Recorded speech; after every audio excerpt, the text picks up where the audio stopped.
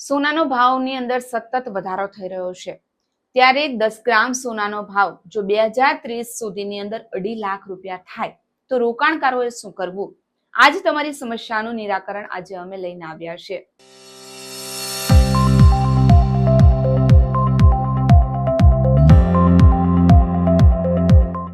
નમસ્કાર દર્શક મિત્રો, તમે જોઈ રહ્યા છો હોટલાઇન ન્યૂઝ અને હું છું તમારી સાથે સોનલ.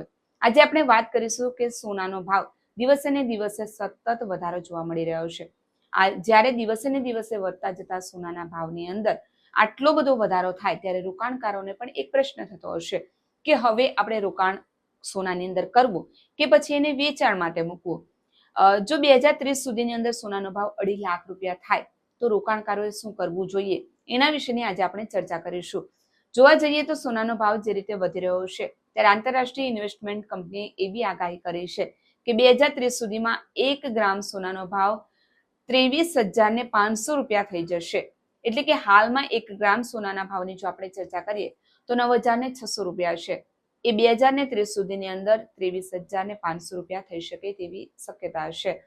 સોનાનો ભાવ શા માટે આટલો વધી શકે એના વિશે રોકાણકારોએ શું કરવું જોઈએ? તો ઇન્વેસ્ટમેન્ટ કંપનીનો એક રિપોર્ટ એવું કહી રહ્યો છે કે સોનાની કિંમત લગભગ $4,000 થી $5,000 સુધી થઈ જશે. આથી 2030 સુધીમાં $8,900 સુધી પહોંચી શકે છે. અમેરિકન ડોલરનો ભાવ 83 રૂપિયા જો ગણવામાં આવે તો પણ 2030 સુધીની અંદર 1 ગ્રામ સોનાનો ભાવ 23,751 રૂપિયાને પાર પહોંચી જશે. હાલમાં ડોલરનો ભાવ 85 રૂપિયા છે. તે ધ્યાનમાં જોતા 2030 સુધીમાં 10 ગ્રામ સોનાનો ભાવ 2.5 લાખ રૂપિયાની નજીક પહોંચી શકે એવી શક્યતા સેવાઈ રહી છે. સોનાનો ભાવ ત્યારે જ ઘટી શકે છે કે જ્યારે સેન્ટ્રલ બેન્કો સોનાની ખરીદીની અંદર કાપ મૂકી શકે, સોનાનો જે જથ્થો જે છે એને ઘટાડે તો સોનાનો ભાવ ઘટી શકે એવી શક્યતા છે. હવે આવી પરિસ્થિતિની અંદર રોકાણકારોએ શું કરવું જોઈએ? તો ભારતીય રોકાણકારો માટે હાલ જે મ્યુચ્યુઅલ ફંડ છે, શેર બજાર છે, બોન્ડ સહિતના ઘણા વિકલ્પો ઉપલબ્ધ છે. એક અંદાજ પ્રમાણે શ્રેષ્ઠ રોકાણ ફક્ત 10 થી 12% સુધી વળતર આપે છે, જ્યારે સોનામાં 19% વૃદ્ધિ થવાની સંભાવના છે. આથી અર્થશાસ્ત્રીનું એવું કહેવું છે કે સોનું એકમાત્ર એવું ચલણ છે કે જે બધા ચલણની સામે સ્થિર રહી શકે છે. તમે કોઈ પણ વસ્તુની અંદર રોકાણ કરો, તમે મ્યુચ્યુઅલ ફંડ ખરીદો કે પછી બોન્ડ ખરીદો તો એની અંદર વધઘટ થઈ શકે છે. એની વૃદ્ધિ, એમાં જે તમને વ્યાજ મળે છે એનો દર ઓછો હોય છે. જ્યારે જો તમે સોનાની અંદર રોકાણ કરો તો એમાં 19%ની વૃદ્ધિ થઈ શકે તેવી શક્યતા છે. આથી વ્યક્તિએ લાંબા સમય માટે જો રોકાણ કરવું હોય તો સોનું બેસ્ટ રહે છે. વ્યક્તિએ પોતાના રોકાણમાં ચોક્કસ સોનાને સામેલ કરવું જોઈએ. તમે કટોકટીની સ્થિતિમાં જો તાત્કાલિક રોકાણમાં રૂપાંતરિત કરી શકો છો અને સોનાનો ભાવ ઓછો હોય ત્યારે વ્યક્તિની પાસે ઓછામાં ઓછું 400 ગ્રામ સોનું હોવું જરૂરી હતું. ત્યાર પછી સોનાના ભાવમાં જે રીતે વધારો થઈ રહ્યો છે, હવે વ્યક્તિની પાસે ઓછામાં ઓછું 200 ગ્રામ સોનું હોવું જોઈએ, આવું આનંદ શ્રીનિવાસનનું કહેવું છે. સોનાની વાત કરીએ તો ગત વર્ષે 75%નો વધારો થયો, તેથી ભવિષ્યના ભાવમાં હજુ વધારો થાય તેવી સંભાવના છે.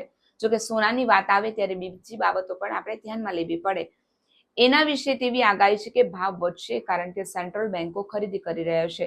પરંતુ આપણે તેના પર ધ્યાન આપવું પડશે કે સમસ્યાનું નિરાકરણ માટે સેન્ટ્રલ બેન્કો સોનું ખરીદવું અથવા વેચાવાનું બંધ કરે તો આપણે શું થાય? આવી સમસ્યા માટે તમે અવશ્ય આના માટે તમારા સલાહકારો જે છે એની સલાહ લેવી જોઈએ. સોનામાં કેટલું રોકાણ કરવું જોઈએ એની જો આપણે વાત કરીએ તો ચોક્કસ રકમનું રોકાણ અવશ્ય હોવું જોઈએ. તેના માટે તમારો નફો કેટલો મળે એની પણ તમારે ગણતરી કરી લેવી જોઈએ. ભારત જે વિશ્વની અંદર જે સોનું વેચાય છે, એમાં જે ખરીદી કરે છે એમાં સૌથી મોટું બજાર આપણા ભારતની અંદર જોવા મળે છે કે જ્યાં સૌથી વધારે સોનાના ગ્રાહકો જોવા મળે છે. વર્લ્ડ ગોલ્ડ કાઉન્સિલના આગાહી મુજબ ભારતમાં 2025માં 700 થી 800 ટન સોનું વેચાશે. આથી જો હવે 2030 સુધીની અંદર સોનાનો ભાવ 2.5 લાખ રૂપિયાને પાર થાય તો તમારે શું કરવું, એના માટે તમારે સલાહકારોની સલાહ લઈને ચોક્કસથી આ બાબતે રોકાણ કરવું જોઈએ. આ વિશે તમારું શું માનવું છે અમારા કમેન્ટ બોક્સની અંદર જરૂરથી જણાવજો. જો તમને અમારો વિડીયો ગમ્યો હોય તો લાઇક, શેર અને કમેન્ટ કરવાનું ચૂકશો નહીં અને અમારી યુટ્યુબ ચેનલને સબસ્ક્રાઇબ કરજો. નમસ્કાર.